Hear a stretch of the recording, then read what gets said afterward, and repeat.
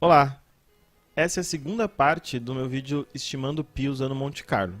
O vídeo ficou muito grande, eu dividi em duas partes. Então, se você não viu ainda a primeira parte, que tem toda a explicação de como é o modelo, da onde vem e como que a gente começa esse projeto, pode clicar aqui, eu vou deixar o link em algum lugar. E esse daqui vai ser a continuação daquele lá. Então, espero que vocês gostem e aproveitem. A gente sabe gerar um número aleatório, a gente sabe colocar e desenhar esse ponto aqui. Mas a gente precisa saber quais estão dentro da circunferência e quais não estão, certo? E aqui entra um pouquinho mais de matemática. Então vamos lá. A gente precisa saber se um ponto está dentro da nossa 1/4 de circunferência ou não. Então eu posso fazer uma função, por exemplo, perguntando se ele está dentro. Então, ele está dentro? Is in, sei lá. O quê? Um ponto P. Certo? Como que eu sei que esse ponto P está dentro desse cara? Pitágoras. Imagina aqui que eu tô com essa meu carinha e eu tenho um ponto que cai exatamente aqui. Imagina que a minha origem é aqui, tá? Aqui é o nosso 0, 0. No nosso caso, no P5GS aqui em cima, mas aqui no exemplo a gente está acostumado a fazer matemática aqui, então é mais fácil. Então eu tenho uma coordenada x que vem até aqui, ó. Então vamos ver se eu consigo desenhar isso. Opa. Aqui é o meu x e aqui é o meu y. Certo? Eu tenho esse cara aqui. O que eu preciso saber? Eu preciso saber se esse cara aqui é menor ou igual ao raio, concorda? Porque eu estou sempre saindo da origem. Eu sempre, em qualquer ponto, consigo criar esse vetor, vai dizendo assim. Eu sempre consigo criar esse cara. Eu só preciso saber se ele é menor, se a magnitude dele, né, esse cara aqui, o tamanho dele, é menor ou igual ao raio. Nesse caso, menor ou igual a 1. Né? Então, esse lado aqui é x. Esse lado aqui de baixo é y, que a gente acabou de ver aqui em cima. Aqui, ó, o y vai daqui até aqui. Então, o que a gente aprendeu de Pitágoras? Vou colocar, lembra? A soma dos quadrados dos catetos é igual a hipotenusa. Então, o que a gente sabe? A gente sabe que a nossa hipotenusa é a ao quadrado mais b ao quadrado. Se a gente simplesmente falar que é isso aqui, ó, raiz quadrada de a ao quadrado mais b ao quadrado, que a gente joga o quadrado para o outro lado. Na verdade, a gente tira a raiz dos dois lados, daí a raiz do lado esquerdo some com o quadrado, porque vai cortar. Certo? Então a gente sabe que o valor do C é esse cara. E a gente sabe que esse cara tem que ser menor ou igual ao raio. Pronto. É assim que a gente sabe. Então, olha só. Eu vou fazer o seguinte. Eu sei meu raio. Como que a gente vai fazer essa função? Então a gente vai simplesmente falar que a raiz quadrada desse cara...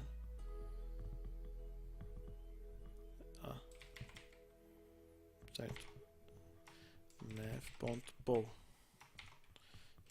p.x ao quadrado mais math.pow. Para quem não sabe, esse pow é de power 2, que é potência de em inglês. Né? Então aqui é square root, que é a raiz quadrada, square root quadrada. E aqui eu estou fazendo x ao quadrado mais y ao quadrado, que é o nosso a ao quadrado mais b ao quadrado. Tem que ser menor ou igual ao nosso raio. Se ele está dentro da nossa 1/4 de circunferência, isso é verdade. Então, agora fica até mais interessante, porque a gente tem esse cara. Mas vamos fazer o seguinte, se esse cara está dentro da nossa circunferência, então point chords. Se essa coordenada está dentro, eu quero fazer uma coisa, senão eu quero fazer outra. O ponto eu sempre vou querer desenhar, certo? Só que eu quero que a cor mude. Lembra que você tem a cor aqui igual para todo mundo? Eu quero que essa cor mude. Então, deixa eu abrir um pouco mais aqui. Eu quero que, se está dentro, vamos pegar uma cor que mostre que está dentro. Deixa vermelha mesmo. Se não, eu vou colocar branco. Ou melhor, né? Eu posso colocar vermelho para quando tá fora, né? Então, vermelho para quando tá fora. E quando tá dentro eu vou colocar um amarelo, vai se destacar aí. Um verde escuro, vai. Será que um verde escuro destaca? Vamos ver. Vamos ver se a gente não errou nada. Olha que bonito. Tudo que tá sendo jogado como se fosse um dardo ou qualquer uma coisa aleatória dentro da circunferência tá ficando verde escuro. Tudo que tá caindo fora da circunferência tá ficando vermelho. O que eu quero fazer? Eu quero criar um vetor fora e eu quero ir adicionando pontos nesse vetor. Vocês já vão entender o porquê. Que eu quero mostrar a evolução. É isso que eu quero. Então, ó, só pra gente ter um gostinho, a gente pode vir aqui, ó, e fazer assim. Vamos criar uma variável aqui fora. Vamos criar um n, que vai ser o número de pontos que a gente quer jogar no total. Então, por enquanto estamos 1000. E vamos criar um n_in, que é o número de pontos que caíram dentro da nossa 1/4 de circunferência. Então aqui é n. E aqui a gente tem que colocar chaves, porque a gente está fazendo mais de uma instrução. É n_in mais. Aí a gente vai dar um console.log do nosso pi. Como que era o nosso pi? Volta lá na luzinha. O nosso pi é 4 vezes o número de pontos da circunferência dividido pelo número de pontos total que a gente jogou no nosso canvas. Então, eu vou colocar até aqui, ó. O nosso pi é 4 vezes o número de pontos que a gente caiu dentro, n_in, dividido, vou colocar aqui um parênteses só para ficar bonitinho, dividido pelo número de pontos total que a gente jogou. Certo? Aí a gente vai colocar aqui o nosso pi. Vamos ver. O problema é isso, olha o que vai acontecer. Eu preciso sempre zerar esse n_in aqui, senão ele vai aumentar para sempre. Então aqui, por exemplo, eu vou fazer n_in igual a 0. Aí a gente deve ter uma estimativa de pi bem próxima do que é o pi. Olha só.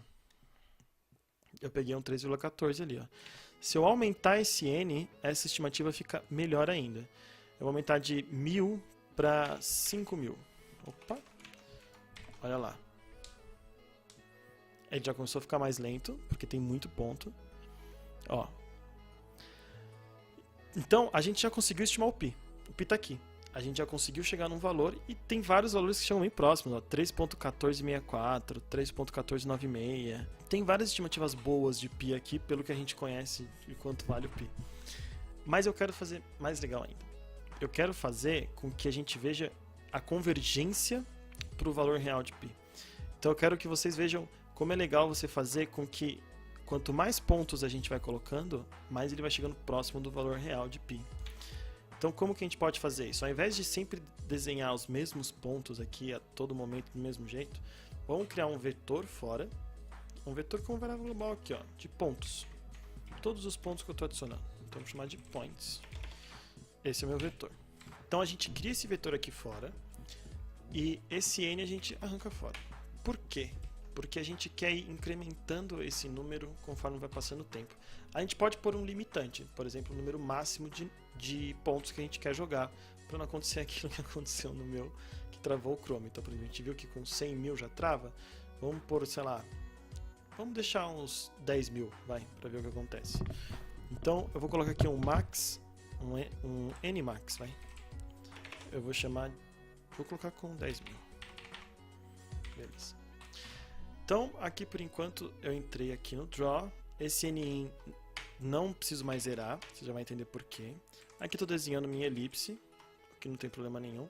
Outra coisa que a gente pode fazer é criar funções auxiliares, sabe? Então, por exemplo, eu quero desenhar a elipse. Então, ó, Draw ellipses. Daí eu venho aqui. Você só não pode criar funções com o mesmo nome que o P5 tem, tá? Porque senão você vai sobrescrever ela e não faz sentido nenhum. Então aqui eu chamo minha draw elipse, certo? Você vai ver, aqui eu preciso adicionar um 10.000, senão ele vai falar que não existe. Você vai ver que nada muda. Ó, continua funcionando igual. Aqui tem um N. Aqui tem um N que eu estou usando aqui e não existe. Mas tudo bem. Esse aqui até parou aqui para vocês verem como ele ficou paradinho. Todos os pontos dentro da circunferência verde escuros. Olha lá. E todos que estão fora da circunferência vermelhos. Então, o que a gente vai fazer agora? A gente vai, indefinidamente não, né? Até no máximo é aquele Nmax que a gente colocou. A gente vai adicionar os pontos e para cada ponto que a gente adicionar, a gente vai estimar o π. Então a gente adiciona um ponto, vê onde ele caiu, estima o π. Adiciona um ponto, estima o π. Adiciona um ponto, estima o π. E a gente vai ver como ele converge, certo? Então vamos lá. Então aqui eu só fiz isso para mostrar para vocês como você pode desenhar aqui e facilitar a sua vida. Então a gente desenha a nossa elipse e aqui a gente vai desenhar os nossos pontos. Então beleza, eu posso criar uma função adicional também aqui para facilitar a minha vida, que é adiciona um ponto e depois eu vou desenhar todos os pontos que tem no meu vetor. Então vamos fazer isso, vamos fazer assim, ó, vamos fazer uma função. Eu já tenho duas funções aqui que me ajudam, que é o se está dentro, o getRandomPoint, o drawEllipse. Vou criar uma função aqui que eu vou chamar de addPoint, certo? Beleza. Eu vou primeiro pegar um ponto, então getRandomPoint, certo? Com esse ponto, eu vou ver se ele está dentro, então isIn igual a isPointIn igual a isIn, passando a minha coordenada aqui P. Aí eu vou adicionar o ponto nesse meu cara. No JavaScript eu posso fazer isso aqui direto, né? Point.push. Vou adicionar o meu P, que é o meu ponto. Eu vou chamar de P esse cara. Vou chamar de P. Aí faço P aqui e adiciono P aqui. Por que eu estou adicionando aqui? Porque eu vou desenhar ele lá embaixo. Então adicionei um ponto aleatório no meu vetor de pontos. E esse cara aqui, ele tem que ver se ele está dentro. Então o que eu vou fazer? Eu vou fazer melhor, ó. Eu vou fazer assim. Eu vou adicionar um ponto que tem x como p.x, y como p.y, e se ele está dentro eu vou colocar aqui, ó, isIn igual a isPointIn. Eu estou adicionando um objeto, né, que tem esses três carinhas para poder acessar com a dot syntax ali. Então eu posso ter o x, o y e se ele está dentro da circunferência ou não. Aqui no draw eu vou fazer o seguinte. Se o meu vetor de pontos ainda não atingiu o número máximo que eu coloquei lá no meu programa para ele chegar, eu vou adicionar um ponto, certo? Então eu vou fazer assim, addPoint. Pronto. Então se ele é menor que isso, não tem problema nenhum, eu ainda tenho espaço para gastar, eu vou adicionar um ponto. Aí, ao invés de eu andar aqui, ó, eu vou andar no tamanho do vetor. Aí eu não preciso pegar um ponto, porque eu já adicionei, eu já tenho todos os pontos aqui. Eu não preciso ver isso, mas eu quero gravar esse cara aqui, ó, esse stroke aqui. E o NIN eu também vou manter. Eu vou manter. Eu poderia já incrementar ele aqui, ó. Eu poderia fazer assim. Aqui direto eu já poderia fazer isso. Eu acho que eu vou fazer. Então, se ele tá, né? Se isPointIn. Eu poderia fazer um ternator, então NIN mais igual. Ele está dentro? Se ele estiver dentro, eu vou adicionar 1. Se não, eu não adiciono nada e continuo do jeito que está. Então pronto. Aqui o nosso NIN também já está sendo incrementado, eu não preciso me incrementar. Aqui o que eu preciso fazer é mudar a cor. Eu quero mudar a cor ainda. Então, se point, eu chamei de point ou points? Points. Aqui vai dar problema na hora. Points. Points.isIn, que foi o que eu passei aqui, ó. Esse isIn veio daqui. Eu tô apontando pro monitor, achando que vocês estão vendo. Ele veio daqui, certo? Se ele estiver dentro, deixa eu aumentar aqui, eu vou fazer aquela cor. Se ele não estiver dentro, eu vou fazer a cor vermelha. E aí, eu vou simplesmente fazer a mesma anotação aqui.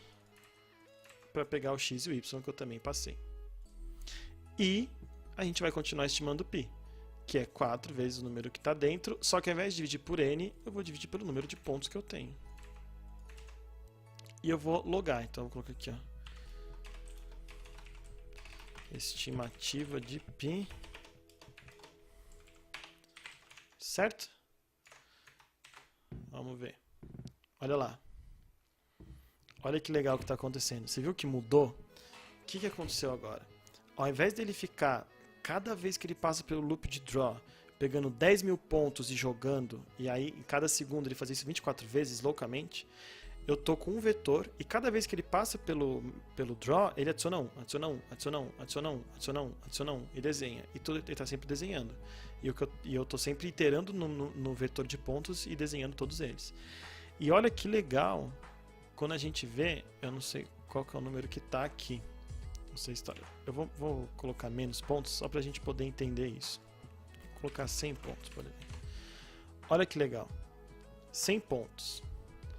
Vamos esperar ele terminar. Pronto. Aqui você vai ver que ele continua imprimindo. Por quê? Porque o nosso código, ele fala explicitamente que a gente tem no método draw que ficar desenhando toda hora os pontos que eu tenho aqui. Eu só parei de adicionar pontos. Eu não adiciono mais, porque ele já quebrou essa condição. Então, ele tem menos que Nmax? Não tem, já passou. Então, ele não adiciona. Mas ele continua desenhando. E continua escrevendo estimativa de π, estimativa de π, estimativa de π. Por isso que ele não vai parar aqui tão cedo. Olha só que legal. Ele começou com umas estimativas bem loucas. Porque ele tinha poucos pontos. Então, aqui, ó, ele começou 3.28, 4, 2, 2.66, 3, 2.4, 2. Tá vendo? Ele estava oscilando essa estimativa. Essa estimativa não fazia nenhum sentido pelo que a gente conhece do valor de π, né? Agora, quando ele começa a ter mais pontos, olha só, ele já não para, ele já saiu do 3, ele fica no 3. Deixa eu ver se eu consigo aumentar esse cara para vocês verem melhor. Ah, agora sim. Eu dei uma aumentada aqui no console que eu tava falando e eu acho que vocês não estavam vendo nada. Mas olha só, quando ele tinha poucos pontos, ele estava estimando de maneira aleatória. Uma estimativa muito ruim, porque a gente tinha uma amostragem muito pequena. A nossa amostragem, quando você faz Monte Carlo, tem que ser repetida numa amostragem aleatória grande. Você tem que ter essa... É para isso que serve. A simulação de as simulações numéricas, elas vieram com muita força quando a gente teve poder computacional para fazer isso. Então, muitos problemas hoje são resolvidos assim. E aí no começo, olha só, ele está com uma estimativa de 4, 2, 2.66, 3, 2.4. Ele está tentando convergir para o valor que a gente espera. E aí ele chega no 3 e não sai do 3. Olha só. E conforme a gente vai adicionando mais e mais e mais pontos, ele começa a estabilizar algumas coisas. Então, olha só, 3.1 já deu uma estabilizada, ó. Tá vendo? Aí saiu do 1 foi pro 2. Se a gente adicionar mais pontos ainda, ele vai ainda mais ficar perto do que a gente imagina do π. O que a gente pode fazer agora para ficar mais legal isso? Para ele não ficar imprimindo aqui que nem maluco, vamos colocar um texto no meio aqui do nosso canvas. Deixa eu ver se dá para aumentar o canvas. Vou colocar um zoom de 150. Tá um pouco borrado, mas acho que tá bom. Então vamos colocar um texto aqui no nosso canvas, colocando essa estimativa de π conforme ela vai acontecendo. Então, vamos lá. Aqui... vamos colocar aqui, ó. Ao invés de dar um console.log aqui, não vamos mais fazer isso para não ficar poluindo lá o nosso console. Deixa eu dar mais enters para poder escrever aqui em cima. Vamos fazer assim. A gente tem também funções do P5.js para poder escrever textos. Aqui a gente tem text size, que é o tamanho do texto, eu vou colocar 40. Talvez colocar uma fonte, então a gente pode pôr text font. Aí eu posso setar aqui uma fonte que eu quiser, vou colocar, por exemplo, Courrier, que é uma fonte que eu acho legal. Quem sabe agora a gente vai usar o texto, vamos colocar o texto. Então aqui, o texto vai ser π, 2 pontos, eu vou colocar meu π. Certo? Você viu que não apareceu meu texto, né? Por quê? Porque eu não mudei a cor. Eu preciso mudar a cor. Então eu vou colocar aqui, ó, text size, text font, aí tem o meu text, certo? E eu preciso passar a coordenada do texto, além disso. Então se eu passar, por exemplo, 00, olha só. Tá vendo que tem um negócio mudando lá? E ele muda o stroke de acordo com... ele vai mudando? Então, por exemplo, eu vou colocar aqui, sei lá, por exemplo, 25, 30, 50, vai. Olha só. Só que ele tá mudando o stroke de acordo com os pontos que ele tá pegando, ó. Então eu não quero isso. Eu quero que o meu stroke se mantenha o mesmo. Então eu quero mudar algumas coisas. Então eu vou mudar stroke, o peso, né, o tamanho da borda. Vou colocar 10 e porque eu quero uma borda grande. E eu vou colocar o valor da cor da borda branco. Vamos ver como fica. Não gostei muito não. Talvez eu precise... Aí se eu fizer um fio, que é... Lembra que eu fiz um fio lá em cima? Ah, eu fiz? Cadê? No Draw Ellipse. Aqui, ó. Eu pintei a nossa elipse de verde. Aí ele setou esse fio para verde. Tudo que estava usando fio, que é o conteúdo, a cor do conteúdo da forma, ela estava pegando verde. Então agora eu mudei para preto. Só que quando ele for desenhar a elipse vai estar verde. Aí quando eu for desenhar esse cara vai estar preto. E assim vai. Então, aqui preto, e eu espero que fique preto com branco e a gente consiga ver no contraste. Só que eu também acho que é muito dígito aqui, ó. Ao invés de deixar assim, eu vou usar um carinha aqui, que ele vai fixar em 4 casas decimais. Aí é só jogar um pouquinho pro lado, né? Pronto. Nossa estimativa de π. Agora a gente consegue ver ele convergindo, ó. O problema é que tá um pouco lento, né? A gente vai, ó, a gente começa, aí vai, 3.2, tá demorando um pouco aí pra chegar no que a gente quer. A gente pode fazer uma coisinha, ao invés de adicionar um ponto para cada vez que ele passa nesse draw, a gente pode adicionar vários, de uma vez só. Aí talvez a gente vai ajudando um tanto de pontos aleatórios e aí essa coisa fique um pouco mais fácil de ver. Vou fazer isso. Então, quantos pontos eu quero adicionar? Vou passar um N aqui. Eu vou fazer um for igual a 0 e menor que N e mais, fazendo add point, que é a nossa função que faz isso aqui, ó. Então aqui, ó, ao invés de eu adicionar um ponto, eu vou passar o add points. Por exemplo, se eu passar 1, ele vai continuar igual. Certo? Se eu passar 50 e aumentar o nosso Nmax para 10.000, ele vai adicionar de 50 e 50 até chegar em 10.000. Olha lá. Bem mais legal agora. E olha só, ele vai ficando lerdo, porque ele vai ficando com muitos pontos, e cada vez que ele passa no draw ele tem que desenhar todos esses pontos. Só que olha só, 3.15, 3.16, ele tem que estabilizar no 3.14, eu queria que ele estabilizasse no 3.14. Eu vou deixar aqui rodando até chegar no 3.14, vamos ver.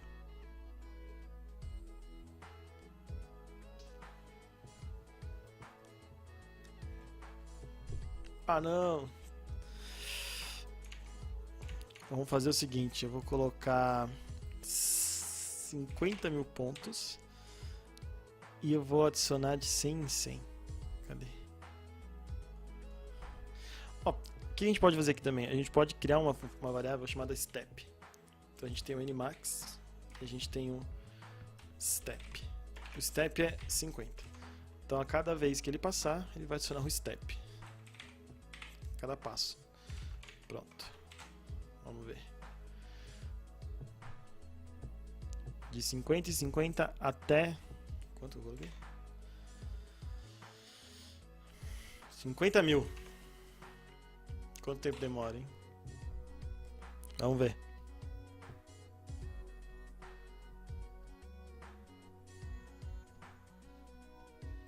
Bom, já rodou há um tempinho aqui.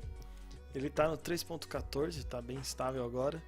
Mas o legal é isso, é a gente ver como ele converge para esse valor que a gente sabe que é um valor de π, né? Então, Espero que vocês tenham gostado desse vídeo. Foi um vídeo inspirado aí pelo Dia do Pi que passou, mas é sempre bom lembrar aí como fazer isso. Tem vários vídeos na internet, se você procurar sobre Dia do Pi, você vai achar gente fazendo coisas parecidas, usando dados para tirar valores aleatórios gigantes para poder calcular Pi. Você pode achar vários caras fazendo várias coisas malucas na internet, obviamente.